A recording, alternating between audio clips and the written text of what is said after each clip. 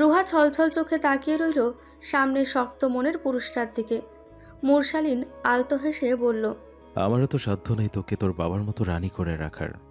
হ্যাঁ, হয়তো আমার চিলেকোঠা ঘরের রানী বানিয়ে রাখতে পারবো, তো সব শখ পূরণ করতে পারবো না, কিন্তু আমার সাধ্যের মধ্যে যতটুকু আছে সবটুকু দিয়ে তোকে বুকে আগলে রাখতে পারবো।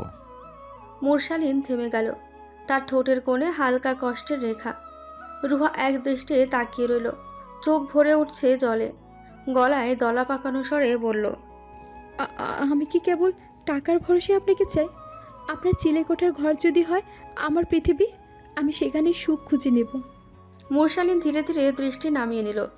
বুঝতে পারছিস না রোহা, জীবন শুধু আবেগে চলে না, পরিবার নামের দড়ি তোর পায়ে বেঁধে রেখেছে। আমি যতই চাই তোর হাত ধরতে, তোর বাবা মা তোর হাত আমার হাতে তুলে দেবে না। তাহলে কি আমি সারা জীবন আমার মনের কথা বুকের ভিতরে লুকিয়ে রাখবো? কখনোই আপনাকে পাওয়া হবে না আমার। এক মুহূর্ত নীরব থেকে মুরশালিন ধীরে বলে উঠল, কিছু ভালোবাসা বুকের ভেতরে পাথর হয়ে জমাট বেঁধে থাকে, ভাঙে না, ভাঙা যায় না। তুই আর আমি হয়তো সেই ভালোবাসার মানুষ। রুহার চোখ থেকে টুপ করে এক ফোঁটা জল গড়িয়ে পড়ল। সে তাড়াতাড়ি মুখ ফিরিয়ে নিল যাতে মুরশালিন না দেখে, কিন্তু মুরশালিন দেখে ফেলেছে। তার চোখে যন্ত্রণা। দূরে কলেজের ঘন্টা বেজে উঠল। রুহা নিঃশব্দে হাঁটতে শুরু করলো আবার। মুরশালিন তার পাশে কয়েক কদম এগিয়ে এসে নিচু স্বরে বলল, চল, একসাথেই চাই। রুহা মাথা নাড়ল। না, আমি একাই যাব। আপনার সাথে হাঁটতে হাঁটতে হয়তো অনেক কিছু ভেঙে যাবে আমার ভিতরে, কিন্তু আমি ভাঙতে চাই না। আমাকে অটুট থাকতে হবে। মুরশালিন আর কিছু বলল না, শুধু চুপচাপ দাঁড়িয়ে রইল, যতক্ষণ না রুহার অবয়ব কুয়াশার ভেতরে মিলিয়ে গেল। কি হবে সামনে? আদৌ কি দুজনের ছোট একটা সংসার হবে, নাকি সব নিয়মের বাধায় আটকে থাকবে দুজনের মন? এদিকে দুপুর নাগাদ সালিকা বেগমের ঘরে রিফা একা বসেছিল। আজও সে অফিসে যায়নি। জানালার ফাঁক দিয়ে আকাশের দিকে তাকিয়ে আসছে। সালিকা বেগম ভেতরে এসে মেয়ের পাশে বসে নরম স্বরে বললেন, কি রে, ছেলেটা তো ভালোই মনে হলো। রিফা মৃদু হেসে উত্তর দিল, ভালো মন্দ দিয়ে মানুষকে ভাবা চায় মা, মন তো চায় না। সালিকা বেগম দীর্ঘশ্বাস ফেললেন। রিফার কণ্ঠে জমে থাকা কষ্ট শুনেও তিনি নিরুপায়। সব সময় মন চাওয়ার মানুষের কাছে আসে না মা। রিফা চোখ নামিয়ে নিল। বুকের ভেতর চাপা দীর্ঘশ্বাসের ঢেউ বইল। সালিকা বেগম মৃদু হেসে বললেন, যদি তোর মনে হয় নাবিলকে একবার বলা উচিত তুই তার সাথে থাকতে চাস, তাহলে যা, গিয়ে ওর সাথে কথা বল। রিফা অবাক চোখে মায়ের দিকে তাকালো। সালিকা বেগম হাসলেন। মেয়ের মাথায় হাত রেখে বললেন, যেখানে ভালোবাসা নামক অনুভূতি থাকে না, সেখানে হাজার বছর একসাথে থাকলেও সুখ থাকা যায় না। রিফার চোখ ভরে এলো। ওনার কোনা দিয়ে চোখ মুছে বলল, কিছু জিনিসে অপূর্ণতা দরকার মা। সব পেয়ে গেলে আফসোস করবো কি নিয়ে? যে আমায় বুঝলো না, আমি তার কাছে যাব কেন বলো? শুধু আমায় একটু সময় দাও, আমি নিজেকে একটু শক্ত করি, তারপর না হয় বিয়েটা দিও। তোর বাবার সাথে কথা বলে দেখি। রিফা আর কিছু বলল না, চুপচাপ দৃষ্টি ফেরালো জানালার বাইরে। সেখানে হালকা শীতল বাতাস বইছে। বিকেলবেলা মুরশালিন মা আর ছোট ভাইকে নিয়ে নানি বাড়ি যাওয়ার উদ্দেশ্যে বেরোলো। বেশ রাত হলো তাদের নানি বাড়ি পৌঁছাতে। মুরশালিনের নানি আসলেই ভীষণ অসুস্থ। তিনি ঘরে শুয়েছিলেন কম্বলের নিচে। মুরশালিন ধীরে সুস্থে নানির ঘরে ঢুকলো। মা আর ছোট ভাই একটু আগে নানির ঘর থেকে চলে গেছেন। বিছানার পাশে মুরশালিনের মামার মেয়ে আয়শা বসে আছেন, মাথায় ওড়না দেওয়া। মুরশালিন ঘরে ঢুকতে সে তাকে সালাম দিল। মুরশালিন সালামের উত্তর নিয়ে নানির পাশে উল্টো দিকে বসলো। সে নানির হাত ধরে জিজ্ঞেস করলো, কেমন আছেন? নানি হাসলেন, বললেন, ভালো আছি ভাই, তুই কেমন আছিস? ভালো। ঔষধ খাচ্ছেন ঠিক মতো? হ্যাঁ হ্যাঁ খাই। তোর বাপ আসলো না কেন? বাবা বিজি, তাছাড়া চাচা আসায় আরও ব্যস্ততা বেড়েছে। আচ্ছা, কিছু খেয়েছিস? জি, মামি রাতের খাবার খাইয়ে তবে এই ঘরে আসতে দিল। আয়েশা আর চোখে মুরশালিনের দিকে তাকিয়ে দেখলো লোকটা ধূসর রাঙা একটা শার্ট পরেছে। শার্টের ওপরে দুটো বোতাম খোলা, চোখে সবসময়ের মতো চশমা, চুলগুলো ভীষণ এলোমেলো। সে লাজুক দৃষ্টি নুইয়ে ফেলল। নানির সাথে কথা বলতে বলতে হঠাৎ মুরশালিনের ফোন বেজে উঠল। সে পকেট থেকে ফোন বের করে দেখলো রুহা কল করেছে। মুরশালিন নালিকে বলে ঘর থেকে বেরিয়ে এলো। বাড়ির বাইরে বেরিয়ে বাড়ির আঙিনায় এসে বেঞ্চে বসলো। কল কেটে সে নিজে ব্যাক করতেই ওপাশ থেকে রিসিভ হলো। মুরশালিন ঠোঁট কামড়ে চুপ করে রইল। রুহা ওপাশ থেকে ফিসফিস করে বলল। মুরসালিন ভাই, মুরশালিন মৃদু স্বরে বলল। বল। কি করছেন? বসে আছি। ফিসফিস করে কথা বলছিস কেন? আমি বারান্দায়, আম্মু আজ আমার ঘরে। যাই হোক, রাতে খেয়েছেন? তুই খেয়েছিস? রুহা চাপা নিঃশ্বাস ফেলে বলে। আজকে খাওয়ার মুড নেই। খেয়ে নে, না হলে শরীর খারাপ করবে। আপনি সামনে না থাকলে খেতেও ইচ্ছে করে না। এই দেখুন, আজ রাতে আপনি ডাইনিং টেবিলে ছিলেন না, তাই তো শুধু এক প্লেট ভাত খেয়েছি। মুরশালিন ভ্রু কুঁচকে বলল। তুই না মাত্র বললি রাতে খাসনি? রুহা চোর ধরা পড়ার মতো আমতা আমতা শুরু করলো। মুরশালিন কপাল চাপড়ে হালকা বিরক্ত গলায় বলল। রোহা, তোর বাথরামি শেষ হবে না? ওপাশে নিঃশব্দ নীরবতা। বেচারি কি বলবে বুঝে উঠতে পারল না। হঠাৎ করে এই পেছন থেকে নরম একটা মেয়েলি কণ্ঠ ভেসে এলো। ভাইয়া, দাদি ডাকছে আপনাকে। মুরশালিন ঘুরে তাকাতেই দেখলো আয়েশা দাঁড়িয়ে আছে, হাতে পানির গ্লাস। সে লাজুক ভঙ্গিতে আবার বলল। ভাইয়া শুনছেন? দাদি কিছু বলছেন। ওপাশে ফোনে রুহা হঠাৎ থেমে গেল। গলার স্বর কাঁপছিল। মুরসালিন ভাই, আপনার পাশে কে? কার গলা শুনলাম আমি? কোনো মেয়ের গলা ছিল এটা? মুরশালিন এক মুহূর্তের জন্য স্তব্ধ হয়ে গেল। চশমার কাচের আড়ালে চোখ শক্ত হয়ে উঠল। ঠোঁট চেপে বলল। তোকে পরে ফোন দিচ্ছি রোহা। না, আগে বলুন আপনার পাশে কে? আমার কানে তো পরিষ্কার শোনা গেল কোনো মেয়ের গলা। ওপাশে রুহার কণ্ঠ ক্রমশ ভাঙা ভাঙা হয়ে উঠছে। বুকের ভেতর শ্বাস নেওয়ার শব্দ স্পষ্ট শোনা যাচ্ছিল। আয়েশা কিছু বুঝতে না পেরে প্রশ্ন করল।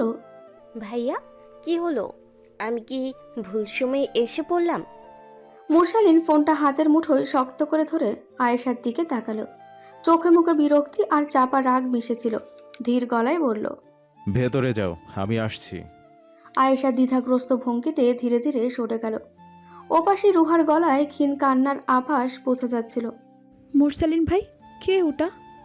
মুরশালিন গভীর নিঃশ্বাস নিয়ে চোখ বন্ধ করলো। ঠান্ডা কণ্ঠে বলল। আয়েশা ছিল, নানি ডাকছে তাই আমাকে বলতে এসেছিল। আয়শা আপু বাড়িতে কি করছে? ওনার তো রাশেই থাকার কথা। ভার্সিটি বন্ধ তাই এসেছে। ওপাশে রুহা থম মেরে গেল। কয়েক সেকেন্ড নিস্তব্ধতার বলল।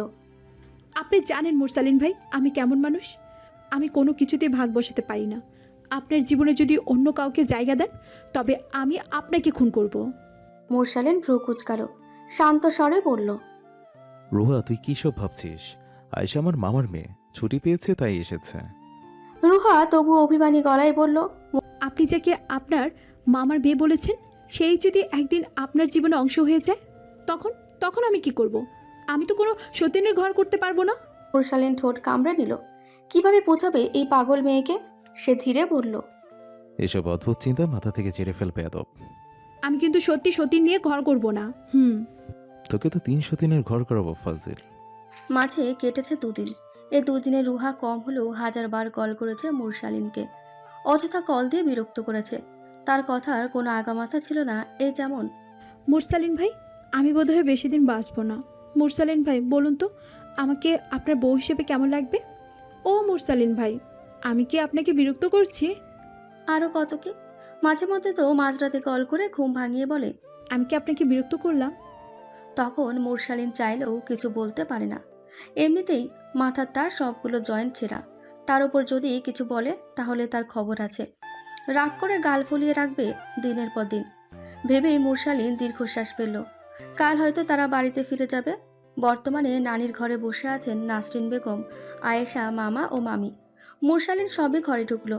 আফনান রুহার সাথে ভিডিও কলে কথা বলতে বলতে এগিয়ে এলো। নানি খানিকক্ষণ চুপ থেকে বলল। মুরসালিন ভাই, কাছে আয়। মুরশালিন নানির পাশে গিয়ে বসলো। আয়েশা তার মায়ের কাছে বসে আছে মাথা নিচু করে। নীরবতা ভেঙে আয়েশার বাবা বললেন। মুরসালিন, তোমার সাথে কিছু কথা ছিল। মুরশালিন শান্ত কণ্ঠে বলল। জি বলুন। নাসরিন বেগম ভাইকে থামিয়ে দিয়ে বললেন। আমি বলছি, আমি অত ঘুরিয়ে পিছিয়ে কথা বলতে পারি না। আমি তোর জন্য আয়েশার হাত চেয়েছি। আমি চাই আয়েশা আমার ঘরের বউ হোক। মুরশালিনের চোখ এক মুহূর্তের জন্য বিস্ফোরিত হয়ে উঠল, যেন মায়ের কথা তার বিশ্বাসই হচ্ছে না। সে চোয়াল শক্ত করে গম্ভীর কণ্ঠে বলল, মা, তুমি আসলে সিরিয়াস? আমি এখনো কিছু বলিনি, কিছু ভাবিনি, অথচ তুমি সিদ্ধান্ত নিয়ে ফেললে। নাসরিন বেগম কড়া স্বরে উত্তর দিলেন, তোর বলার কিচ্ছু নেই। মা বাবা সন্তানের ভালো মন্দ বোঝে। আয়শা ভদ্র, শিক্ষিতা, আমার বৌমা হিসেবে একদম পারফেক্ট। কালই আংটি বদল হবে। মুরশালিন দাঁতে দাঁত চেপে বলল, মা, আমি কোনো আংটি বদল করতে পারবো না। আমার জীবনের সিদ্ধান্ত আমি নেব। ঘরে থমথমে নীরবতা নেমে এলো। নানি বললেন, আয়শার সাথে তো তোরে অনেক মানায় ভাই। তোর কি আয়শারে পছন্দ না? আফনান ফোন ধরে রেখেছে এখনো। ফোনের ওপাশে রুহা শক্ত মূর্তির মতন থম মেরে বসে আছে। আফনান কল কাটার আগেই রুহা খট করে লাইন কেটে দিল। মুরশালিন বিরক্ত হয়ে বলল, আমি ওকে আমার বোনের নজরে দেখি নানি। এই বিয়ে আমি করতে পারবো না। কথাটা শুনে নাসরিন বেগমের চোখ রক্তবর্ণ হয়ে উঠল। গলা উঁচু করে উঠলেন, চুপ কর মুরসালিন।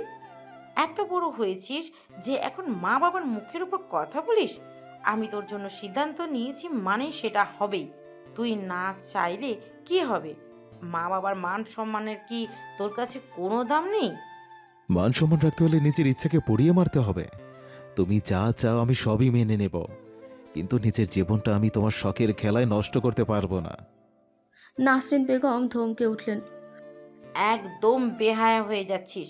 তোকে আমি মানুষ করেছি, আর আজ তুই আমার সামনে দাঁড়িয়ে আমাকে শিক্ষা দিচ্ছিস? এই পর্যন্তই ছিল মুরশালিন। কাল সকালেই আংটি বদল হবে। তুই যদি অমান্য করিস তাহলে এই সংসারে তোর আর কোনো জায়গা থাকবে না। ঘরের সবাই থম মেরে বসে রইল। নানির চোখ ভিজে উঠল। আয়েশা মুখ নিচু করে কাঁপছে। মামা মামি মুখ দেখাদেখি করছেন। মুরশালিন চোয়াল শক্ত করে উঠে দাঁড়িয়ে বলল, ঠিক আছে মা, তাহলে এই সংসারে আমার থাকার কোনো মানে নেই। তুমি যখন বলেই দিয়েছ, তাহলে আমি ছাড়লাম এই সংসার। থাকো তুমি তোমার জেদ নিয়ে। কথাটা বলে সে ধপাস শব্দে দরজা ঠেলে ঘর থেকে বেরিয়ে গেল। মামা নাসরিন বেগমের দিকে তাকিয়ে বললেন, ও যখন রাজি ছিল না, তাহলে আমাদের এভাবে ছোট করার কি দরকার ছিল? তুই জোর করে ঘর বাঁধতে চেয়েছিলি। নাসরিন বেগম কোনো উত্তর দিতে পারলেন না। এই মুহূর্তে তিনি ভীষণ রেগে আছেন। তিনি হনহন করে ঘর থেকে বেরিয়ে গেলেন। আয়েশার চোখ ছলছল করেছে। সে তো চাইতো মুরশালিনের বউ হতে। সেই ইচ্ছেটুকু বোধহয় কখনো পূরণ হবে না। মাঝরাতে মুরশালিন বাড়ি ফিরে এসেছে একাই। এই মুহূর্তে কেউ জাগ্রত নেই। সে বাড়ির দরজা খুলে ভেতরে ঢুকে নিজের ঘরে ফিরে এলো। প্রয়োজনীয় যা আছে সব গুছিয়ে রাখলো। অনেক ভাবনা চিন্তা করে সে একটা সিদ্ধান্ত নিয়েছে। হয়তো এটাই ভালো হবে। ভোর সকালে রুহা নামাজ পড়ে একটু ছাদে এসেছিল। গায়ে মোটা শাল চাদর জড়িয়ে দোলনায় মাথা নিচু করে বসেছিল। হঠাৎ সামনে পুরুষালী একজোড়া পা দেখে মাথা উঁচিয়ে তাকালো। মুরশালিন গায়ে কালো হুড়ি জড়িয়ে বুকে দু হাত গুজে তার দিকে তাকিয়ে আছে। মুরশালিন দেখল রুহার চোখ দুটো ফুলে লাল টকটকে হয়ে আছে, নাকের ডগা লাল। মুরশালিনকে দেখে রুহার চোখ ফের ঝাপসা হয়ে এলো, নাকের পাতা ফুলে এলো। ঠোঁট চেপে কান্না আটকাবার চেষ্টা করলো বৃথা।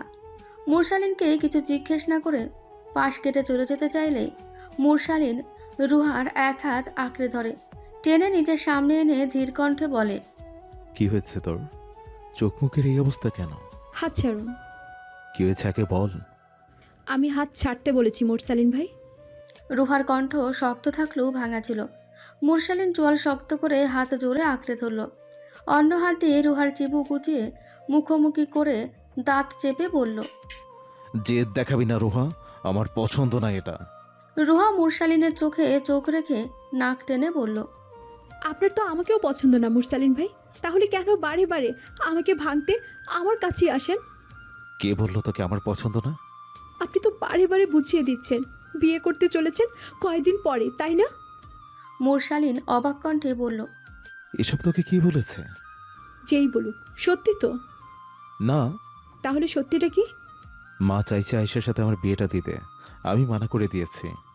রুহা যেন কথা বলার ভাষা হারিয়ে ফেলল। সবকিছু কেমন বিষাদের মতো লাগছে। একদিকে ভালোবাসা তো অন্যদিকে পরিবার। না ভালোবাসার মানুষটাকে নিজের করে পাচ্ছে, আর না পরিবারকে বোঝাতে পারছে। রুহা নিঃশব্দে দোলনায় গিয়ে বসল। আপনার কি একটু মনে হয় না আমি আপনাকে ভালোবাসি? এই ভালোবাসাটা আপনার চোখের সামনে দিনের পর দিন পড়ে থাকে, আর আপনি দেখেও না দেখার ভান করেন। আমাকে কেন ভালোবাসা যায় না মুরসালিন ভাই? আমি কি এতটাই অযোগ্য, হ্যাঁ এতটাই অবাঞ্ছিত? মুরসালিন থেমে যায়, চোখ দুটো নরম হয়ে আসে। ধীরে ধীরে ওর পাশে বসে রুহার কাঁধে হাত রাখে, কণ্ঠ ভারী, কষ্টে ভরা কণ্ঠে বলে, ভালোবাসা শুধু চোখে পড়ে না রুহা, বুকের ভেতরে রক্ত হয়ে ঘুরে বেড়ায়। তুই অযোগ্য না, তুই আমার কপালে লেখা নেই শুধু। আর কপালে না থাকা জিনিস ভালোবাসলেও ছোঁয়া যায় না, শুধু খুব গভীরে গিয়ে পড়ায়। আমি যদি সাহস দিই আমি আপনার সংসার করব তখন? মুরসালিন মৃদু হাসল, রুহার দিকে তাকিয়ে চোখে চশমা খুলে রুহার কোলের উপর রেখে বলল, তাহলে কোমর বেঁধেই নেমেছিস, আমার ঘরের বউ হয়ে ছাড়বি? রুহা উত্তর না দিয়ে মুরসালিনের চোখের চশমা পরিষ্কার করে মুরসালিনের চোখে পরিয়ে দিয়ে বলল, একবার যখন ভালোবেসেছি তখন মৃত্যুর আগ অবধি পিছু ছাড়ছি না। মুরসালিন হঠাৎ আলতো হাসল, রুহার হাত নিজের হাতের মুঠোয় নিয়ে বলল, খুব বড় হও পাখি, জীবন সবই শুরু। আমি আছি তোমার পাশে, সব সময় থাকবো। এখন এসব পাগলামি না করে মন দিয়ে একটু পড়ো। রুহার চোখে পানি, সে মাথা ঝাঁকিয়ে বলল, আপনি পাশে থাকলে আমি সব পারবো। মুরসালিন বাড়ি ছেড়েছে আজ সপ্তাহখানিক হতে চলল। কলেজের কাছে একটা দোতলা বাসায় একটা এক রুমের ভাষা ভাড়া করে নিয়েছে সে, সেখানেই থাকছে বর্তমানে। বাড়ি ছেড়ে আসার দিন কামরুল শেখের সাথে মুরসালিন একা ঘণ্টাখানিক সময় কথা বলেছিল। রুহা সেই দিন চাইলেও মুরসালিনকে আটকাতে পারেনি। মুরসালিন এখন একাই থাকে, ছোট্ট ঘরটা অগোছালো নয়, কিন্তু একা মানুষের মতো নিস্তব্ধ। বুকশেল্ফে বইয়ের স্তূপ, টেবিলে ল্যাম্প, এক কোণে গিটারটা পড়ে আছে। ভোরে উঠে নামাজ পড়ে তারপর কলেজে যায়, ফিরে এসে নিজেই রান্না করে, পড়াশোনা করে, রাতে চুপচাপ জানালার পাশে বসে থাকে। কিন্তু এই এক সপ্তাহে রুহার কল, টেক্সট, ভয়েস নোট সব যেন আরও বাড়িয়েছে। মুরসালিন ভাই, আপনি আমার উপর রাগ করেছেন? খেয়েছেন তো? আজ সারাদিন আপনাকে মিস করেছি, আপনি জানেন। কখনো কল কেটে দেয়, কখনো ভয়েস নোটস পাঠায়, আবার ডিলিট করে ফেলে। একদিন গভীর রাতে মুরসালিনের ঘুম আসছিল না। ফোনটা হাতে নিয়ে খেয়াল করলো রুহা 28টা মিসড কল দিয়ে রেখেছে। মৃদু হেসে মাথা নাড়ল। কল ব্যাক দিতেই ওপাশ থেকে কান্নার ভাঙা গলা শোনা গেল। মুরসালিন ভাই, আমি না খুব ভয় পাচ্ছি। আপনি তো একা আছেন, যদি অসুখ বিসুখ হয় কে দেখবে আপনাকে? মুরসালিন কণ্ঠ নরম করে বলল, আমার কিছু হবে না, আমি একা থাকতে শিখেছি। আপনি একা থাকছেন মানে আমাকেও একা থাকতে হবে, তাই না? ওর কথায় মুহূর্তের জন্য গলা আটকে গেল মুরসালিনের। কিছুক্ষণ চুপ থেকে ধীরে ধীরে বলল, সবাইকে একা থাকার প্রস্তুতি নিতে হয় একদিন। রুহা ক্ষুব্ধ কণ্ঠে বলল, আপনি আবার এসব কথা বলছেন? আমি আপনাকে হারাতে চাই না মুরসালিন ভাই। মুরসালিন দীর্ঘশ্বাস ফেলল, জানালার বাইরে তাকিয়ে বলল, তুই হারাবি না, তবে পাওয়ার সময়টা আসেনি এখনো। আজ শুক্রবার। নাবিল নিজের ঘরে বসে ল্যাপটপ নিয়ে কাজ করছিল। হঠাৎ জানালার বাইরে তাকিয়ে দেখল রুহা একা একা বাগানে হাঁটছে। অদ্ভুত শান্ত হয়ে গেছে মেয়েটা, আগের মতো লাফালাফি করে না, কথা বলে না, ঝগড়া করে না। নাবিল ভাবল আজ বিকেলবেলা রুহা, আফনান এবং বাহারকে নিয়ে বের হবে। দুপুরের একটু আগ দিয়ে ইলমা বেগম মুরসালিনের জন্য খাবার প্যাক করলেন। আফনান ড্রয়িং রুমে বসে টিভি দেখছিল। রুহা টিফিন বক্স এনে আফনানের হাতে দিয়ে বলল, আফনান, এই খাবারটা মুরসালিন ভাইকে দিয়ে আসবি, আর দেখে আসবি উনি কেমন আছে। আফনান উঠে দাঁড়ালো, টিফিন বক্স নিয়ে বলল, তুমি কলেজে যাও না কেন? কলেজে গেলেই তো ভাইয়ার সাথে দেখা হয়।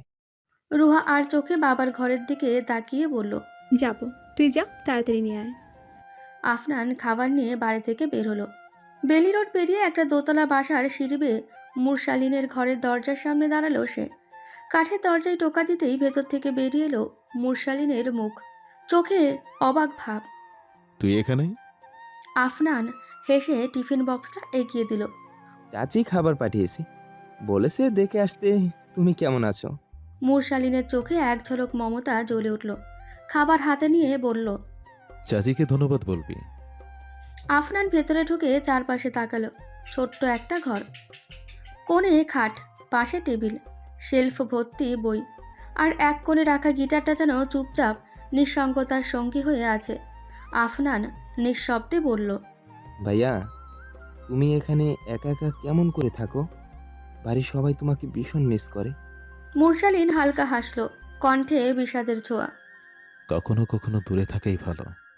আফরান গম্ভীর মুখে বসে পড়ল খাটে। কিছুক্ষণ চুপ করে থেকে হঠাৎ বলল, ভাইয়া, আপু কিন্তু মোটেই খুশি না। সারাদিন তোমার কথা বলে, আবার তোমার জন্য কাঁদে। তুমি বুঝতেই পারছো না আপু তোমাকে কতটা ভালোবাসে। মুরশালিন চোখ নামিয়ে নিল। বুকের ভেতরটা মোচড় দিয়ে উঠল। তবুও ঠোঁটের কোণে সামান্য শক্ত হাসি এনে বলল, ভালোবাসা দিয়ে তো সংসার হয় না, সংসার করতে লাগে সাহস, দায়িত্ব, ত্যাগ। ওর এখন পড়াশোনার বয়স, এসব নিয়ে ভাবার নয়। তাছাড়া তুই এত পাকা পাকা কথা শিখেছিস কোত্থেকে? আফরান মুখ বাঁকিয়ে বলল, আমাকে কি তোমার ছোট মনে হয় ভাইয়া? আমি এখন অনেক বড় হয়েছি। মুরশালিন টিফিন বক্স খুলে খাবারের গন্ধ নিয়ে মৃদু হাসল। চাচি তো আমার পছন্দের সবই পাঠিয়েছে। আফরান চুপচাপ মুরশালিনের দিকে তাকিয়ে থাকলো। ও বুঝতে পারছিল ভাইয়া বাইরে শক্ত থাকলেও ভেতরে অনেকটা ভেঙে পড়েছে। সে ছোট হলে কি হবে, এইটুকু বুঝ তার আছে। কিছুক্ষণ পরে বিদায় নিতে দাঁড়ালো আফরান। বেরোনোর আগে হঠাৎ ঘুরে তাকিয়ে বলল, ভাইয়া, একটা কথা বলি। মুরশালিন ঘরের বাইরে দাঁড়িয়ে জুতো পায়ে দিয়ে ভাইয়ের সাথে সিঁড়ি বেয়ে নামতে নামতে বলল, বল।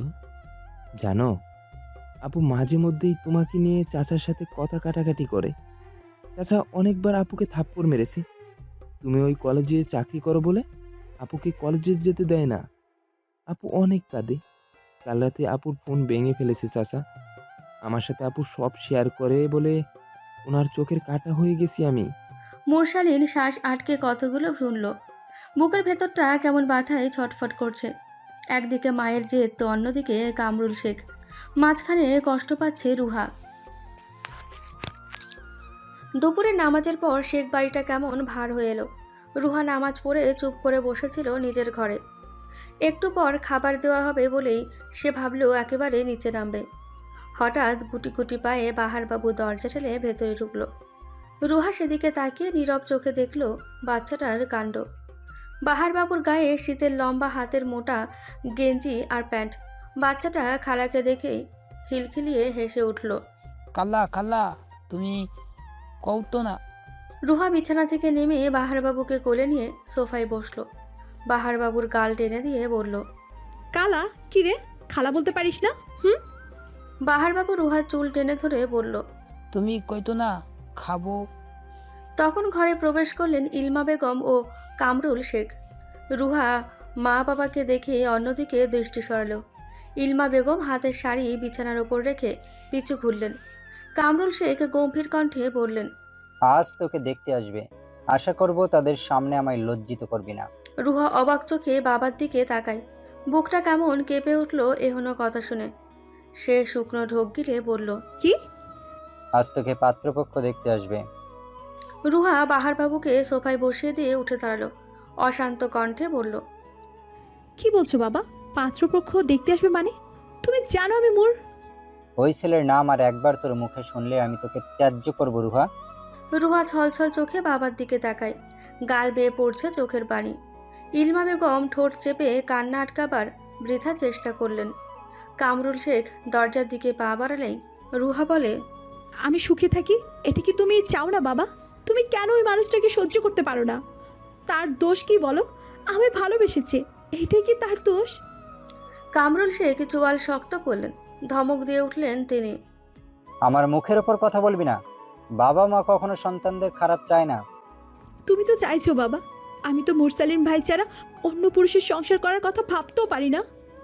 কামরুল শেখ হঠাৎ এগিয়ে গিয়ে রুহার গালে চড় মেরে বসলেন। হুঙ্কার ছেড়ে বললেন, কি যোগ্যতা আছে ওর? পরে তো 2 টাকার চাকরি, আর তুই ওর পিছনে কুকুরের মতো পড়ে আছিস। রুহা বাবার পা জড়িয়ে ধরল। মাথার ওড়না পড়ে গেছে মেঝেতে। ইলমা বেগম আঁচল চেপে ধরলেন মুখে। রুহা বাবার পা জড়িয়ে ধরে হাউ মাউ করে কেঁদে উঠল। বাবা, তুমি আমাকে এই ঘরে বন্দি করে রাখো, আমার পড়াশোনা বন্ধ করে দাও, তবুও আমাকে অন্য জায়গায় বিয়ে দিতে পারবে না। আমি মুরসালিন ভাইকে খুব ভালোবাসি। ও আব্বু, আমি অন্য কারো সংসার করতে পারবো না। রুহা বাবার পা আঁকড়ে ধরে কাঁদছিল একরাশ হাহাকার নিয়ে। গলা শুকিয়ে গেছে, চোখ ফুলে লাল, বুক কেঁপে কেঁপে উঠছে প্রতি শব্দের সঙ্গে। বাবা, তুমি তো সব সময় বলো আমি তোমার চোখের মনি, তোমার প্রাণের টুকরা। তবে আজ কেন আমায় এত পর করে দিচ্ছ? আমি কারো দাসী নই যে তুমি তোমার মান ইজ্জতের জন্য অন্যের হাতে তুলে দেবে। আমি মানুষ বাবা, আমারও অনুভূতি আছে, আমারও স্বপ্ন আছে। তুমি কেন দেখতে পাও না আমি কতটা ভেঙে যাচ্ছি? এই ভেবে যে মুরসালিন ভাই ছাড়া অন্য কাউকে স্বামী বলতে হবে। তুমি কি আমার বুকের কান্নাটা শুনতে পাও না? বাবা, তোমাকে ছেড়ে আমি বাঁচতে পারবো না, কিন্তু ওনাকে ছাড়া তো আমি মরেও শান্তি পাবো না। কথাগুলো ছিঁড়ে আসছিল দমকা কান্নার মধ্যে। ইলমা বেগম বুক চাপড়ে কেঁদে উঠলেন। হায় আল্লাহ, মেয়েকে এইভাবে কষ্ট দিও না। কামরুল শেখের মুখে কোনো কোমলতা দেখা গেল না, বরং তার চোখে আগুন ঝলসে উঠল। গলার শিরা টনটন করে উঠল রাগে। তিনি দাঁত চেপে বললেন, চুপ কর, আমার সহ্য ক্ষমতার সীমা আছে। তুই আজ আমায় সীমার বাইরে ঠেলে দিচ্ছিস।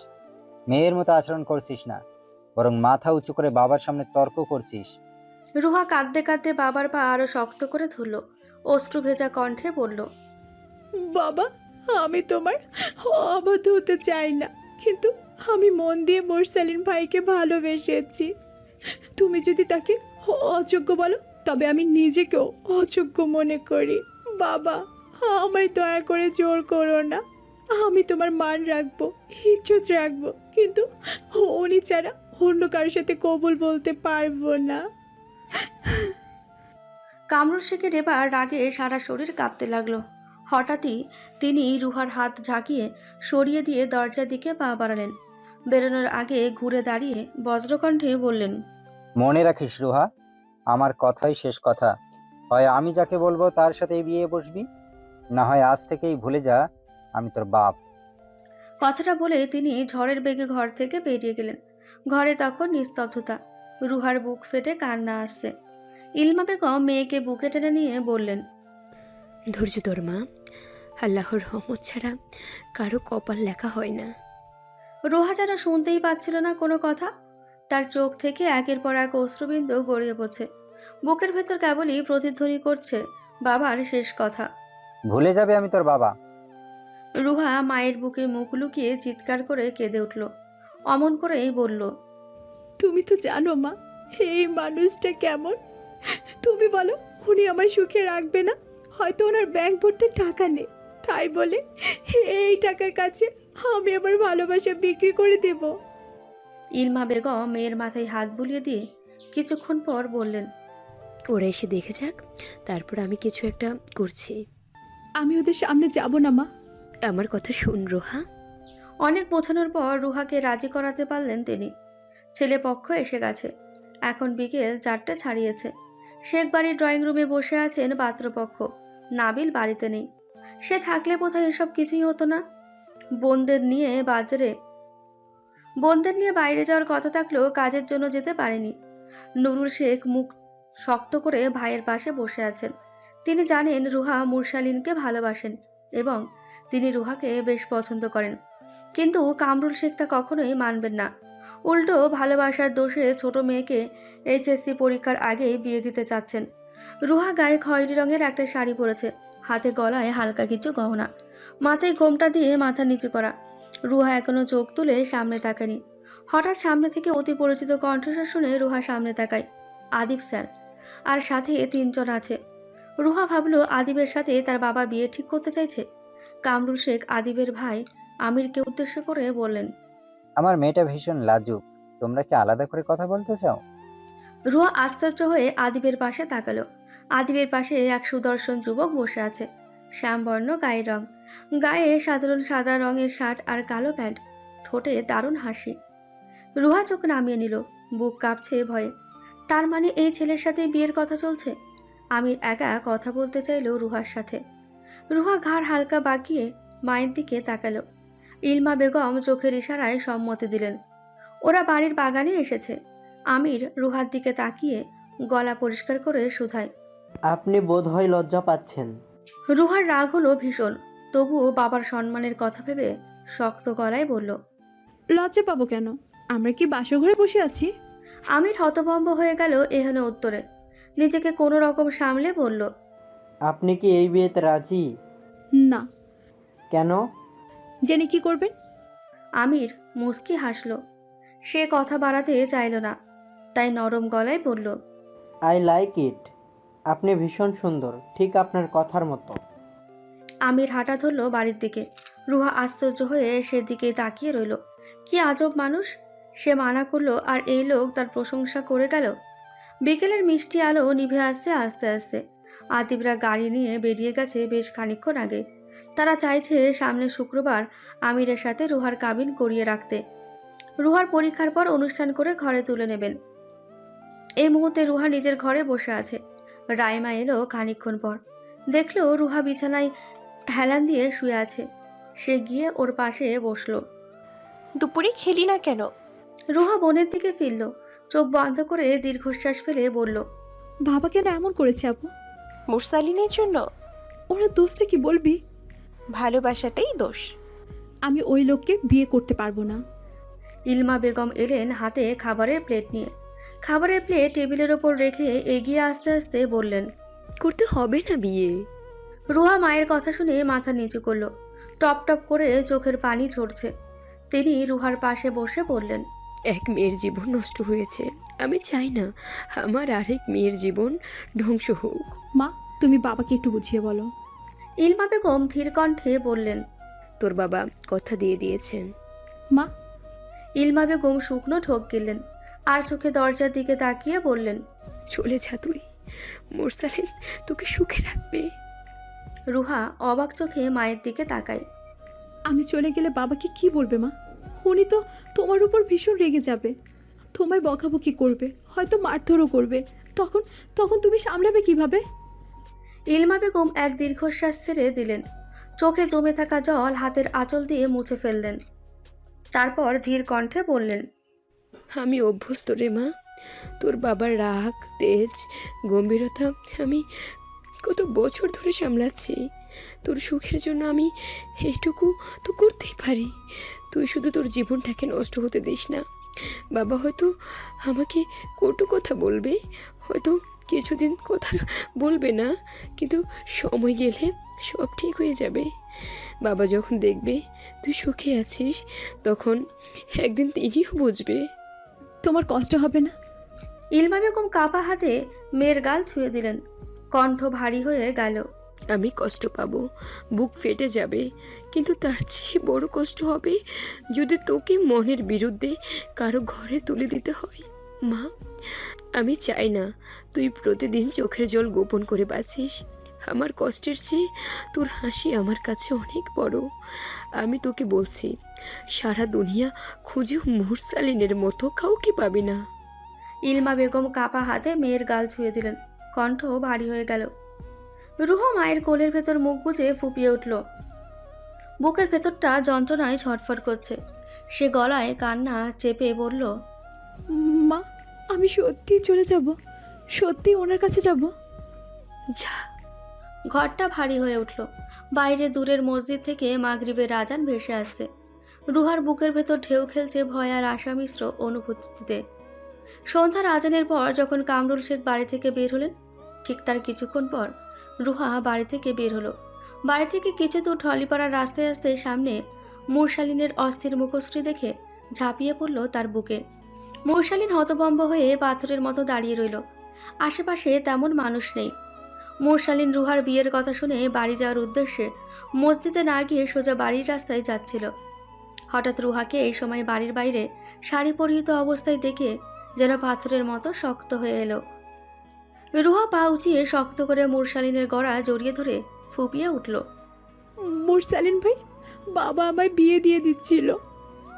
মুরসালিন চোখ বন্ধ করে রুহার পিঠে হাত রেখে নিজের সাথে চেপে ধরল প্রেয়সীর ছোট্ট দেহটা। বুকের ভিতর রাগ, অভিমান, অসহায়ত্ব মিলেমিশে আগুন জ্বলছিল বুকে। রুহা হেঁচকি তুলে মুরসালিনের গলা ছেড়ে সোজা হয়ে দাঁড়ালো। ঘাড় উঁচিয়ে মুরসালিনের লাল চোখের দিকে তাকিয়ে কাপা ঠোঁট নাড়িয়ে বলল, আমি বাড়ি ছেড়ে বেরিয়ে এসেছি মুরসালিন ভাই, আমায় আপনি বিয়ে করবেন? আপনি আজও চুপ করে থাকবেন? মোরশালিন হঠাৎ হেসে ফেলল, অথচ চোখে ছিল চিকচিক বালির মতো পানি। রুহা সেই চোখের দিকে তাকালো। মোরশালিন দৃষ্টি এদিক ওদিক ঘুরিয়ে চোখের পানি লুকানোর চেষ্টা করলো। রুহা হাত বাড়িয়ে তার হাত ধরল, গলায় আটকে থাকা কষ্টগুলো কোনো রকম গিলে জড়ালো কণ্ঠে বলল, আপনি বলেছিলেন যেদিন আমি সব ছেড়ে আপনার হাত ধরতে পারবো সেদিন আপনি আমাকে বিয়ে করবেন। দেখুন না মোরসালিন ভাই, আমি আজ সব ছেড়ে আপনার কাছে ছুটে এসেছি। আমাদের কি সংসার হবে না? মোরশালিন রুহার চোখের পানি কাপা হাতে মুছে দিয়ে ধরা গলায় বলল, আমাদের সংসার হবে মেয়ে, আমাদের সংসার হবে। রুহা ফিক করে হেসে দিয়ে হু হু করে কেঁদে উঠল, জাপটে জড়িয়ে ধরল তার মনের মানুষকে। মোরশালিনের গাল বেয়েও বোধহয় আজ 2 ফোঁটা জল গড়িয়ে পড়ল।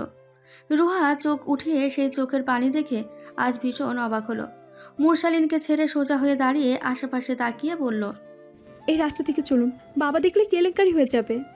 মোরশালিন রুহা ডান হাত শক্ত করে আঁকড়ে ধরল। উল্টো রাস্তায় হাঁটা ধরে ঘাড় বাঁকিয়ে রুহার দিকে তাকিয়ে বলল, তাহলে ঘর ছাড়লি শেষে? রুহা ছলছল নয়নে ঠোঁট কেঁপে বলল, আমি সত্যি আপনাকে ভালোবাসি। মোরশালিন হাসল, প্রাণ ভরে হাসলো আজ। হাঁটতে হাঁটতে একটা টঙের সামনে এসে রুহাকে বসতে বলল। রুহা আশেপাশে তাকিয়ে মাথায় কাপড় টেনে বসলো মোরশালিনের পাশে। মোরশালিন ফোন বের করে ইলমা বেগমের নাম্বার বের করলো, আর চোখে রুহার দিকে তাকিয়ে বলল, তোর বাবার পারমিশন আমি কখনোই নেব না, কিন্তু তোর মায়ের অনুমতি আমার দরকার। রুহা নিচু গলায় বলল, আমি সত্যি আপনাকে ভালোবাসি। আম্মু তো আমাকে বাড়ি থেকে বের করে দিল। মোরশালিন অবাক হয়ে বলল, চাচি? মোরশালিন শুকনো ঢোক গিলে ইলমা বেগমের নাম্বারে কল দিতেই সাথে সাথে রিসিভ হলো। মোরশালিন সালাম দিয়ে বলল, ভালো আছেন চাচি? ইলমা বেগম বোধহয় এতক্ষণ কাঁদছিলেন, গলা কেমন ভার হয়ে ঠেকছে।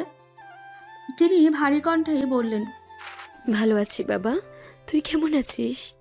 মোরশালিন দূর পথে অন্ধকার রাস্তার দিকে তাকিয়ে ধীর কণ্ঠে বলল, আপনার মেয়েকে আমাকে দিয়ে দিন, আমার আর দুঃখ থাকবে না চাচি। ইলমা বেগমের বুকটা হু হু করে উঠল মোরশালিনের কথায়।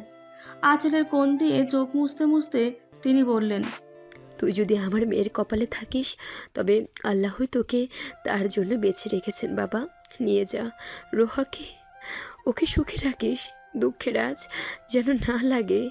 তোর উপর আমার ভরসা আছে। মোরশালিন ফোন কানে ধরে কিছুক্ষণ নীরব রইল। তার গলা কেঁপে উঠল, চোখ দুটো আরও লাল হয়ে গেল।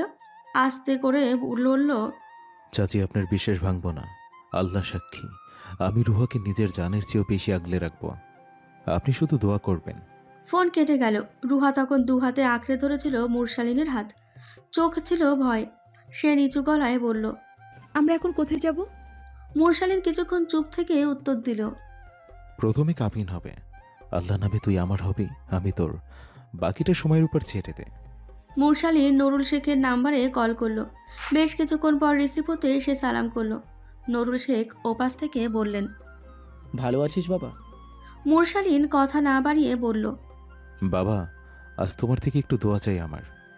নুরুল শেখ অবাক হয়ে বললেন, কি হয়েছে? আমি রুহাকে বিয়ে করব, আজ এবং এখনই। তুমি কাউকে কিছু জানিও না, আগে বিয়ে হোক, তারপর আমি সব সামলে নেব। নুরুল শেখ যেন কথা বলতেই ভুলে গেলেন। তিনি কি জবাব দেবেন ভেবে উঠতে পারলেন না। বেশ কিছুক্ষণ পর ধীর কণ্ঠে বললেন, রুহা কোথায়? আমার সাথে। ঠিক আছে, তবে মনে রাখিস বাবা, রুহার পুরো জীবনের দায়িত্ব তোর, ওকে কখনো কষ্ট দিবি না। আল্লাহকে সাক্ষী রেখে ওয়াদা করব বাবা। বাবা কল কাটতে সে ফারদিন আরও 3 ছেলে মেয়ে উভয় বন্ধুকে ফোন করে বের হতে বলল। রাত নামতে শুরু করেছে। আকাশে আধখানা চাঁদ, শহরের পথ জুড়ে কুয়াশার আস্তর। রুহা আর মুরশালিন হাতে হাত রেখে হাঁটতে হাঁটতে পৌঁছলো কাজী অফিসের সামনে। সেখানে মুরশালিনের 4 জন ফ্রেন্ড দাঁড়িয়ে আছে, মিহি, তমা, ফারদিন এবং তানভীর।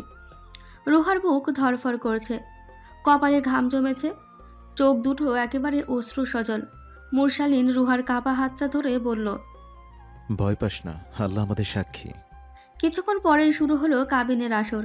সাক্ষীদের সামনে কাজী প্রশ্ন করলেন, রুহানি রায়হা, আপনি কি মুরসালিন আবেশকে স্বামী হিসেবে কবুল করেছেন? রুহা কাঁপতে কাঁপতে এক নিঃশ্বাসে উত্তর দিল, কবুল।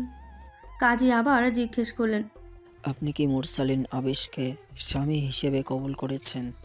রুহা এবার চোখ বুজে অশ্রু ভেজা ঠোঁট কাঁপিয়ে বলল, কবুল। তৃতীয়বার প্রশ্নের পরও রুহার কণ্ঠ বেজে উঠল, কবুল। কাজী অফিসের ভেতর সবার মুখে ধ্বনি উঠল আলহামদুলিল্লাহ বলে। রুহার বুকের ভেতরটা হালকা হয়ে গেল। সে মুখ ঘুরিয়ে মুরসালিনের চোখে তাকালো। মুরসালিনের ঠোঁটের কোণে অশ্রুর ভেজা হাসি ফুটে উঠল। কাজী 2 হাত তুলে দোয়া করলেন, আল্লাহ তোমাদের সংসারকে বারাকাহ দিক, তোমাদের দাম্পত্য জীবন সুখকর হোক। কাজী অফিস থেকে বের হয়ে অন্ধকার পথে দুইজন পাশাপাশি দাঁড়িয়ে রইল। বাতাসে শীতের হালকা ঝিরঝির। ফারদিনরা চলে গেছে কিছুক্ষণ আগে। রুহা এদিক ওদিক তাকিয়ে কাপা কণ্ঠে বলল, হ্যাঁ, এখন কি হবে মুরসালিন ভাই? বাবা যদি জেনে যায়? মুরসালিন হাত বাড়িয়ে তার কাঁধে রেখে মৃদু কণ্ঠে উত্তর দিল, আজ থেকে তুই আমার অর্ধাঙ্গিনী, আমি তোর স্বামী। তোর বাবার রাগ মিটে যাবে একদিন, কিন্তু আজকের রাতটা ইতিহাস হয়ে রইল রুহা। তুই আমার জীবনের সবচেয়ে বড় সাহস। রুহা ফোপাতে ফোপাতে হেসে ফেলল। ভাঙা গলায় বলল, আমি তো সবই হারালাম, কিন্তু সবটুকুই জিতলাম আপনার কাছে এসে। মুরসালিন ওকে বুকে টেনে নিল। দুজনেই দাঁড়িয়ে রইল আকাশের চাঁদের নিচে, নতুন সংসারের প্রথম রাতের সূচনা লগ্নে। মুরসালিন বুক ভরে শ্বাস টানল শেখ বাড়ির সামনে এসে। রুহা ভীতু চোখে বাড়ির দিকে তাকিয়ে বলল, বাবা ভীষণ রেগে যাবে। কিছু হবে না। মুরসালিন বাড়ির মেন গেট ঠেলে ভেতরে প্রবেশ করলো। সদর দরজা চাপানো। রুহা শক্ত করে তার হাত ধরে বাড়ির ভেতরে পা রাখল। ড্রয়িং রুম নাসরিন বেগম ঝাড়ু দিচ্ছিলেন, তাছাড়া কেউ ছিল না সেখানে।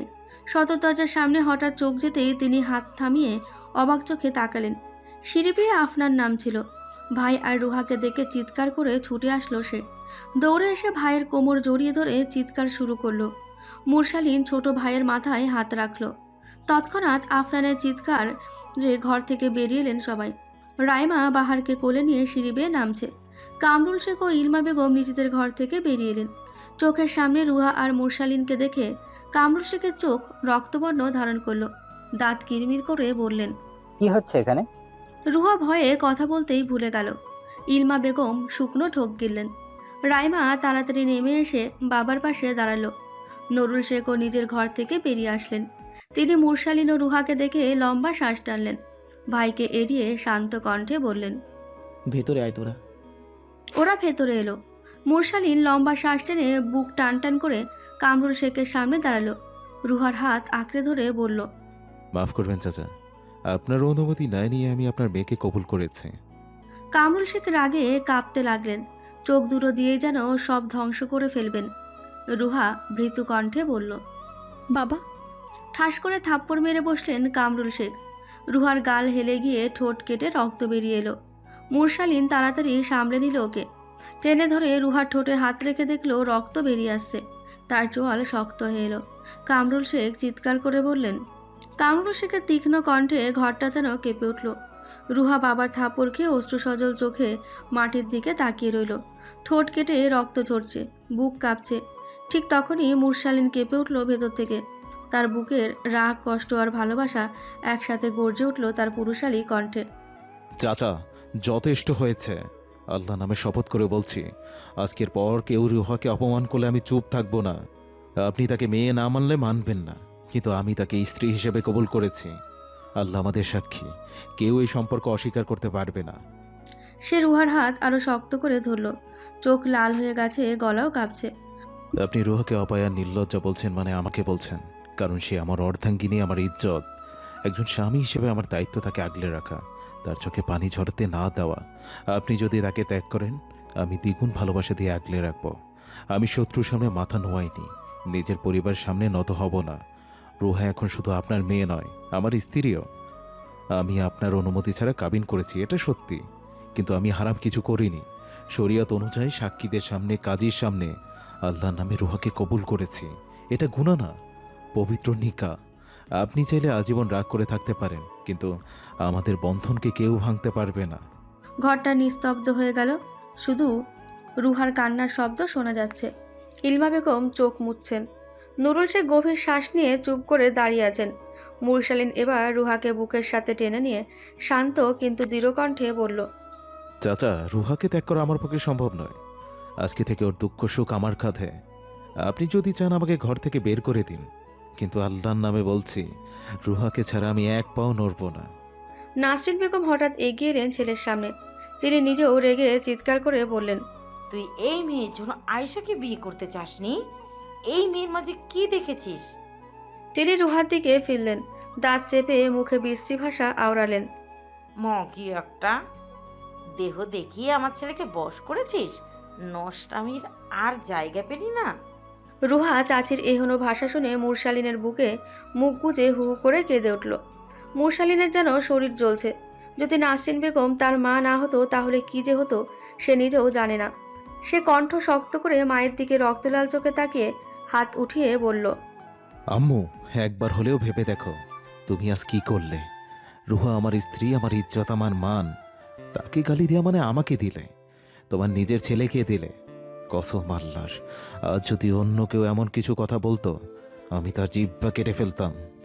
সে হাত মুঠি করে নিজের বুকে চাপ দিল। কণ্ঠ কেঁপে উঠল, তবুও ভাঙল না। আমি তোমার সন্তান, তাই তোমাকে স্পর্শ করলাম না। কিন্তু আম্মু, মনে রেখো, রুহা এখন আমার ঘরের বউ, আমার জানের অর্ধেক। তাকে গালি দিলে আমাকে গালি দেওয়া হয়, তাকে নষ্ট বললে আমাকে নষ্ট বললে। এই অপমান আমি সহ্য করব না। মুরশালিনের গলা হুঙ্কারের মতো ছড়িয়ে পড়ল ঘরে। রুহা দেহ দেখিয়ে আমাকে ফাঁসিয়েছে। এমন একটা নোংরা কথা বলতে তোমার মুখে বাঁধল না মা? তুমি আজকে ওকে কি বলে গালি দিয়েছ, একবারও ভেবেছ? রুহার চোখের পানিতে আমি ডুবে গেছি, তার সততায় আমি মুগ্ধ হয়েছি। আমার দুনিয়াতে আমি যাকে চাই সে শুধু রুহা, আর আল্লাহর সামনে আমি তাকে হালাল করেছি। সে এক পা এগিয়ে এসে মায়ের চোখে চোখ রেখে বলল, তুমি যদি সত্যি আমার মা হও তবে এই সম্পর্ককে অভিশাপ দিও না, কারণ এই সম্পর্ক ভাঙলে তোমার ছেলে মরবে আম্মু। আমি রুহা ছাড়া বাঁচব না। একদিন তুমি বুঝবে আমি ভুল করিনি। চোখ বন্ধ করে দাঁত চেপে বলল, ক্ষমা চাইতে বলে তোমাকে অপমান করব না, কিন্তু তোমার এই ব্যবহার আজীবন মনে থাকবে। আমার স্ত্রীকে করা অপমানের মুহূর্ত আমি কোনোদিন ভুলব না। নাসরিন বেগম আরও কিছু বলতে যাচ্ছিলেন, নুরুল শেখ ধমক দিয়ে থামিয়ে বললেন, ভদ্রতা বজায় রাখো নাসরিন, আমার মুখ ছোটাবে না। ইলমা বেগম চোখে পানি রেখে নাসরিন বেগমকে উদ্দেশ্য করে বললেন, আমার মেয়েকে তুই এত জঘন্য ভাষায় গালি দিলি নাসরিন? ও তো তোর মেয়ের মতোই, একজন মা হয়ে সন্তানকে এইভাবে ছি। কামরুল শেখ পিছু ঘুরলেন, নিজের ঘরের দিকে পা বাড়িয়ে জরা মেজাজে বললেন, বেরিয়ে যা তোরা এই বাড়ি থেকে। কলঙ্ক গায়ে লাগিয়ে এই বাড়িতে থাকার অধিকার তোদের নেই। আজ থেকে ভুলে যাবি তোদেরও বাবা মা আছে। মুরশালিন চাচাকে থামিয়ে দিয়ে বলল, এই বাড়িতে আমি কিংবা আমার বউ কেউ পা রাখবে না চাচা। আল্লাহ সাক্ষী, আমরা কোনো অন্যায় করিনি। মুরশালিন রুহার হাত ধরে গটগট করে বাড়ি থেকে বেরিয়ে গেল। ইলমা বেগম সেদিকে তাকিয়ে নিঃশব্দে কেঁদে উঠলেন। মনে মনে আল্লাহর কাছে দোয়া করলেন ছেলে মেয়ে দুটো যেন সুখী হয়, সুন্দর ছোট একটা সংসার হয়। রাত তখন 11টা ছাড়িয়েছে। মুরশালিনের 2তলা ভাড়া বাসে এসেছে রুহা, তার নতুন ছোট্ট সোনার সংসারে। মুরশালিনের ছোট একটা ঘর, সেখানে জিনিসপত্র সীমিত। রুহা বিছানায় বসে আছে। মুরশালিন হাত মুখ ধুয়ে রান্না বসিয়েছে চুলোয়, হয়েও গেছে প্রায়। রুহা সামনে তাকিয়ে আছে মুরশালিনের দিকে। ঘরের মধ্যে সব, রান্নাঘরটা ঘরের একদম কোনায়, আর অপর পাশে ওয়াশরুম। মুরশালিনের পরনে ছাই রঙা একটা ট্রাউজার আর পাতলা একটা টি শার্ট, চোখে চশমা পরে ব্যস্ত হাতে রান্নায় ব্যস্ত। রুহার খারাপ লাগলো, সে থাকতে মুরশালিন কষ্ট করছে। রুহা বিছানা থেকে নেমে রান্নাঘরের দিকে এগিয়ে গেল। আমি সাহায্য করি মুরসালিন ভাই। মুরশালিন ভ্রু কুচকে রুহার দিকে তাকালো। তরকারি হয়ে গেছে। সে চুলা নিভিয়ে বেসিনে হাত ধুতে ধুতে বলল, আজ আমি করলাম, কাল তুই করবি, পরশু আমি করলে তার পরের দিন তুই করবি। রুহা ফ্যালফ্যাল করে তাকালো, বলল, কেন? আমি না আপনার বউ? রান্নাবান্না তো বউকেই করতে হয়। মুরশালিন মুচকি হাসলো। তরকারি ঠেকে রান্নাঘর থেকে বেরিয়ে রুহার কাঁধে হাত রেখে ঘরের ভেতর আস্তে আস্তে বলল, তুই করবি সব, কিন্তু জামাই হিসেবে আমারও তো কিছু কর্তব্য আছে নাকি? যখন আমার কাছে সময় থাকবে তখন আমিই করব সব। আর যাই হোক মুরসালিন ভাই, আমি কিন্তু মাছ কাটতে পারি না। মুরশালিন হেসে ফেলল। বিছানায় বসে রুহাকে বলল, পাশে বস। রুহা বসলো। মুরশালিন বলল, শোন, এই সংসার আজ থেকে তোর আর আমার, কিন্তু সব কিছু গুছিয়ে নেওয়ার দায়িত্ব তোর। ঠিক আছে, নিলাম দায়িত্ব। আপনার এবং এই সংসারের। মুরশালিন রুহার মাথায় হাত বুলিয়ে বলল, অনেক বড় হয়ে গেছিস। শুধু তোমার জন্য। দুজন একসাথে হেসে ফেলল। চাঁদের আলোয় সেই হাসিটুকু আরও মিষ্টিময় করে তুলল, যেন দুজনের কানে কানে ফিসফিস করে বলছে, এই সুখটুকুও শুধু তোমাদের জন্য। মুরশালিন রুহার দিকে তাকিয়ে ভাবুক হয়ে বলল, তোর তো জামা কাপড়ও কিনতে হবে, আজ একটু কষ্ট করে নি, কালকেই সব এনে দেব। রুহা মাথা নাড়ল। মুরশালিন নিজের একটা ট্রাউজার আর একটা কালো রঙের হুডি এনে রুহার হাতে ধরিয়ে দিয়ে বলল, আজ এগুলো দিয়ে কাশিয়ে নে। রুহা বিনা বাক্যে কাপড়গুলো নিয়ে ওয়াশরুমে ঢুকলো। হাত মুখ ভালো করে ধুয়ে চেঞ্জ করে বাইরে বেরিয়ে এলো। মুরশালিন খাবার বেড়ে বিছানার উপর রাখছে। রুহা ট্রাউজার টেনে ধরে বাইরে বেরিয়ে এসে বলল, মুরসালিন ভাই, সব খুলে গেল তো। মুরশালিন কপালে ভাঁজ ফেলে রুহার দিকে তাকালো। ট্রাউজার মাটিতে গড়াগড়ি করছে, কোমরেও লুজ, আবার হুডিটাও অনেক বড়। মুরশালিনের হাসি পেল খুব। সে রুহার নিকট এগিয়ে এসে হুডি উঁচু করতেই রুহা চিৎকার দিয়ে উঠল, হায় হায়, কি করছেন? মুরশালিন আর একটু কাছে এগিয়ে এসে হুডি উঁচু করে ট্রাউজারের ফিতা বাঁধতে বাঁধতে বলল, আজ না বাসর রাত, বাসর করবি না? মুরশালিন হাঁটু মুড়ে বসল। ট্রাউজারের পা ভাঁজ করতে করতে বলল, লজ্জায় রুহার গাল গরম হয়ে এলো। মুরশালিন মাথা নিচু করে ঠোঁট কামড়ে হাসল।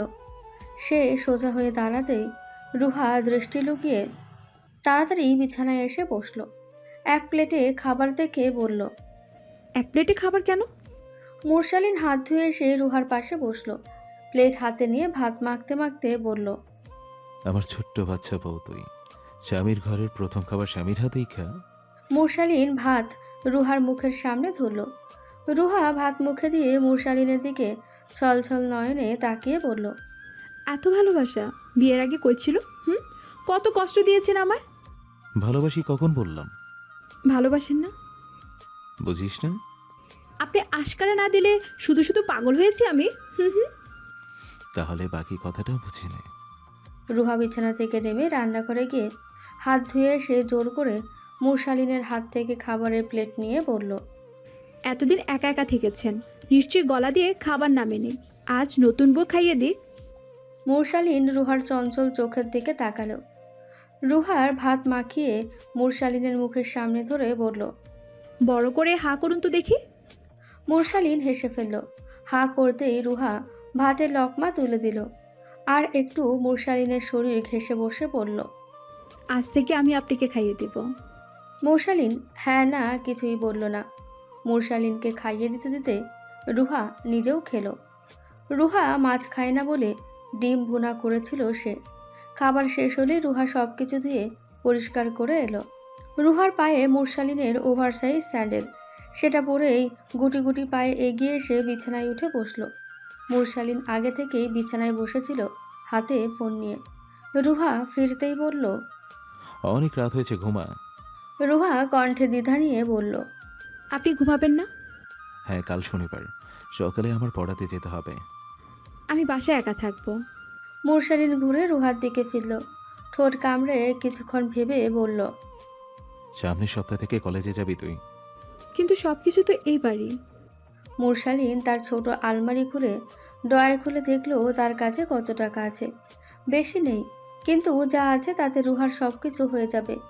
সে আলমারি লাগিয়ে এসে রুহার পাশে বসে বলল, কালকে বিকালে সব কিনে দেব, এখন ঘুমা। রুহা আমতা আমতা করে বলল, এখানে দুজন ঘুমাবো? তোর সমস্যা হবে? তাহলে আমি নিচে বিছানা করছি। আরে না না, সমস্যা কেন হবে, এমনি জিজ্ঞাসা করলাম। মুরশালিন চোখ ছোট ছোট করে তাকিয়ে উঠে দাঁড়ালো। ঘরের লাইট বন্ধ করে রুহার পাশে এসে শুয়ে পড়ল। মোটা কম্বল গায়ে জড়িয়ে মুরশালিন বলল, কাছে আয়। রুহা হতভম্ব হয়ে বলল, কাছে যাব কেন? তোকে গিলে খাবো বেয়াদব, কাছে আয়। রুহা গুটিয়ে মুরশালিনের শরীর ঘেঁষে শুলো। মুরশালিন দু হাত দিয়ে শক্ত করে রুহাকে জড়িয়ে ধরে কপালে আলতো চুমু এঁকে বলল, আজকে বুকটা ভীষণ হালকা লাগছে, আমার ছোট্ট সোনার সংসার শুরু হয়েছে। রুহা আঙুল দিয়ে মুরশালিনের বুকে আঁকুবুকু করতে করতে বলল, আপনি খুব খারাপ, আপনার জন্য যে কত মার খেয়েছি তার হিসেব নেই। গালটা বাবা ব্যথা বানিয়ে ফেলেছে থাপ্পড়ে। মুরসালিন হঠাৎ এক কাণ্ড করে বসলো। রুহার বাম গালে ঠোঁট ছুঁয়ে বলল। এখন থেকে স্বামীর ভালোবাসা খাবি। রুহা শ্বাস আটকে এলো। লজ্জায় চোখ মুখ খিচে আরো গুটিয়ে নিল নিজেকে। বিড়বিড় করে বলল, আপনি আসলেই খারাপ। মুরসালিন শব্দ করে হেসে ফেলল। রুহার মাথায় হাত বুলিয়ে বলল, ঘুমাবে এত। সকালের মৃদু আলোয় রুহার ঘুম ছুটে গেল। পিট পিট করে চোখ খুলে দেখল সকাল হয়ে গেছে। বুকের ওপর মুরসালিনের মাথা, দু হাত দিয়ে তাকেই আবদ্ধ করে রেখেছে। হঠাৎ রুহার ঠোঁটে লাজুক হাসি ফুটে উঠল। হাতের আঙুলগুলো মুরসালিনের চুলের ভাঁজে বিলি কেটে ফিসফিস করে বলল, আমাদের বিয়ের প্রথম সকাল আজ। দোয়া করি আজকের মতোই আগামী প্রত্যেকটা সকাল এমন মিষ্টিময় হোক। রুহা কষ্ট করে মুরসালিনকে নিজের থেকে ছাড়িয়ে উঠে বসলো। চুল খোপা করে ঘাড় ঘুরিয়ে তাকালো তার দিকে। গায়ের ওপর থেকে কম্বল সরিয়ে বিছানা থেকে নেমে সময় দেখে নিল আগে 5:37। সে হাত মুখ ধুয়ে রান্নাঘরে ঢুকলো।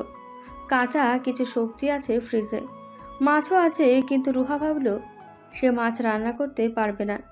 তাই চুলোয় ভাত বসিয়ে দিয়ে সবজি কাটতে শুরু করলো। আগে সকালের খাবার পেটে যাবে, তারপর দুপুরের কথা ভাবা যাবে। সকাল 8টার দিকে মুরসালিন আড়মোড়া ভেঙে উঠে বসলো বিছানায়। ফোনে টাইম দেখে চোখ কপালে। আজ এত দেরি করে উঠেছে সে। হতভম্ব হয়ে আশেপাশে তাকিয়ে রুহাকে খুঁজল। তাকে না পেয়ে রান্নাঘরে গিয়ে দেখল সেখানেই রুহা নেই। হঠাৎ পেছন থেকে ওয়াশরুমের দরজা খোলার শব্দ পেয়ে ঘাড় ঘোরালো। মুরসালিনকে দেখে রুহা মুচকি এসে বলে, উঠেছেন? ফ্রেশ হয়ে আসুন, আমি রান্না করে ফেলছি।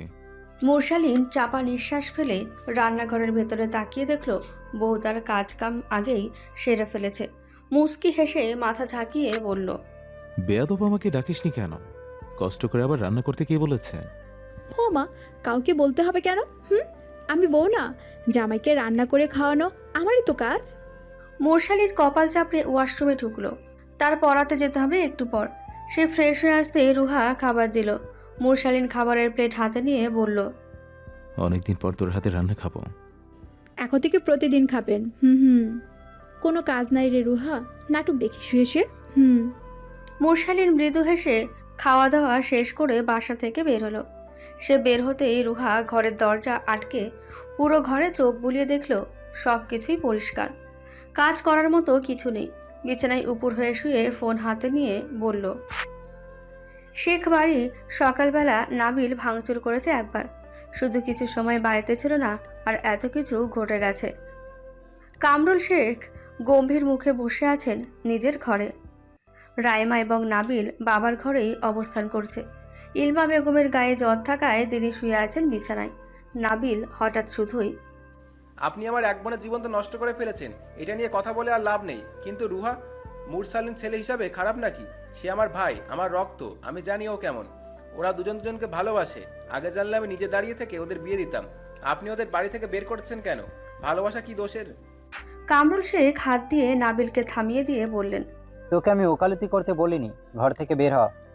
নাবিল হনহন করে বাবার ঘর থেকে বের হয়ে বাড়ির বাইরে এলো। মুরসালিনের নাম্বারে কল করতেই ওপাশ থেকে খানিকক্ষণ পর রিসিভ হলো।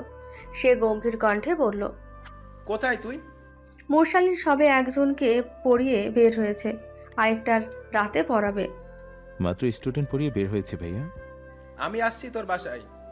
ব্যস্ত শহরের পথ পেরিয়ে মুরসালিন নিজের ভাড়া বাসায় প্রবেশ করতে দেখল ঘরে নাবিল বোনের পাশে বসে আছে গম্ভীর মুখে। রুহা মাথা নিচু করে ভাইয়ের গম্ভীর কথা শুনছে। মুরসালিন আসতেই নাবিল শুধুই, এত দেরি হলো কেন? মুরসালিন হাতের অল্প কিছু ফলের প্যাকেট রুহার হাতে ধরিয়ে দিয়ে বলল, আমার গরিবের সংসারে তেমন কিছু নেই ভাইয়া, তুমি এসেছো, খালি মুখে তো আর রাখতে পারবো না। নাবিল মুরসালিনের চোখে চোখ রাখলো।